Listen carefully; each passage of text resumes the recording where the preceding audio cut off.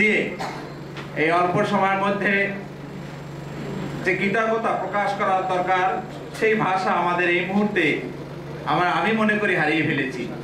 কারণ বাংলাদেশের রাজনৈতিক পরিস্থিতির মধ্য দিয়ে এমন একটি সময় তারা একটি জাতিকে গঠন করার উদ্যোগ নিয়ে ছাত্রদের, মেধাবী ছাত্রদেরকে পরামর্শ উৎসাহ প্রদান করেছেন।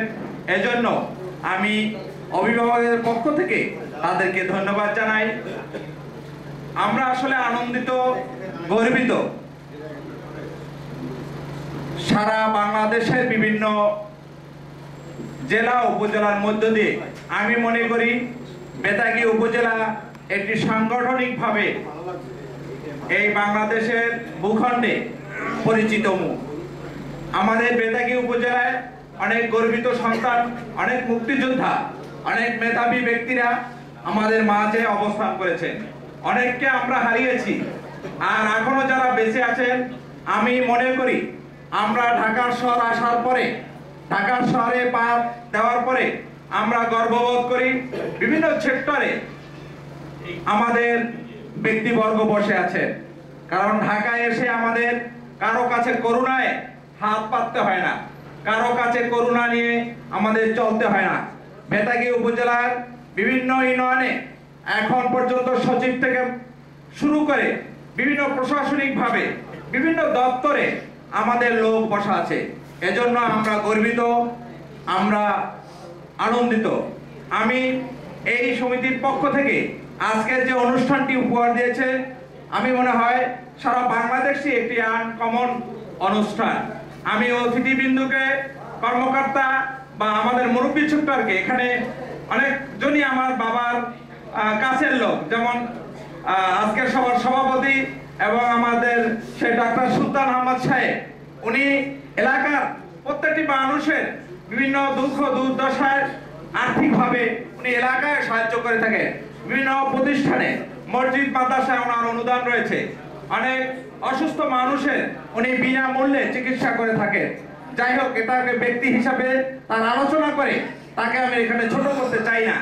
আমি বলতে চাই, আপনারা এখানে যারা বেঁচে আছেন, আমরা বাঙালি জাতি অকৃতজ্ঞ, এটা আমাদের বলা ঠিক না, কিন্তু তারপরও আমাদের ইতিমধ্যেই এই সমিতির যে কার্যক্রম, বেতাগী উন্নয়নের কার্যক্রমের আন্দোলনের মুখে, অথচ এটা কিন্তু বেতাগীর মানুষকে অবহিত করা দরকার এবং জানা দরকার। কিন্তু এই অবহিত বা আপনাদের এই যে আন্দোলনের রূপরেখা কারা, এটা কিন্তু আমরা স্বীকার করি না। এই জন্য আমরা বলেছি আমরা বাঙালি জাতি কৃতজ্ঞতা স্বীকার বোধ করি না। যারা মুক্তিযোদ্ধার জন্য এদেশের স্বাধীনতার জন্য রক্ত দিয়েছেন, আমরা কিন্তু এটাকে এখন এড়িয়ে যাচ্ছি।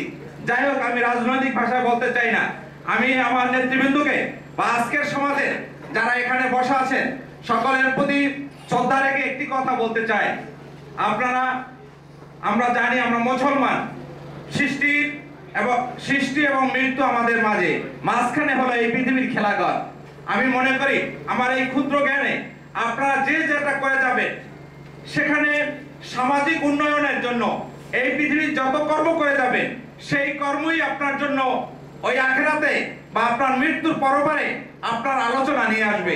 সেই হিসাবে আমি বলতে চাই, এই অনুষ্ঠানটি যদি আমার বেতাগীর মাটিতে হতো, বেতাগী পৌরসভার যে কোনো প্রতিষ্ঠানে হতো, বেতাগী না প্রত্যেকটা ইউনিয়নে শিক্ষা প্রতিষ্ঠানে যদি আমি আজকে দাওয়াত দিয়ে গেলাম, আপনারা যদি আপনাদেরকে পোলাও ভাত নাও খাওয়াতে পারি, আপনারা আসবেন, আমরা অভিভাবকবৃন্দ আপনাদের রং চা বা ডাল ভাতের দাওয়াত দিয়ে গেলাম। এরকম সামাজিক অনুষ্ঠান আমি শুধু বেতাগী উপজেলায় নয়, যে বেতাগী 1 নম্বর হতে 7 নম্বর প্রত্যেকটি ইউনিয়নে আপনি যেখানেই আপনারা আয়োজন করবেন, সেখানে আমরা সার্বিক সহযোগিতা করব। আপনাদেরকে আমরা ডাল ভাতের দাওয়াত দিলাম, রং চায়ের দাওয়াত দিলাম। আপনারা এই সিজন হোক বা বাৎসরিক একটি ভ্রমণের ন্যায় আপনারা আপনাদের মা, বোন, ভাবি, আমার বোনেদেরকে নিয়ে যদি ঘুরতে চান, যেহেতু যে মহাসড়কের জন্য, যে পদ্মা সেতুর জন্য আপনারা যুদ্ধ করেছেন, এখন এখান থেকে যেতে লাগে 2 থেকে 3 ঘন্টা, আপনারা সেখানে যাবেন, এটা একটা আনন্দবোধ হবে। এই অনুষ্ঠানটি যদি বেতাগীর মাটিতে হতো, আজকে কিন্তু সত্য হতো যে এই ধরনের একটা সামাজিক অনুষ্ঠান তারা করতে সক্ষম হয়েছে।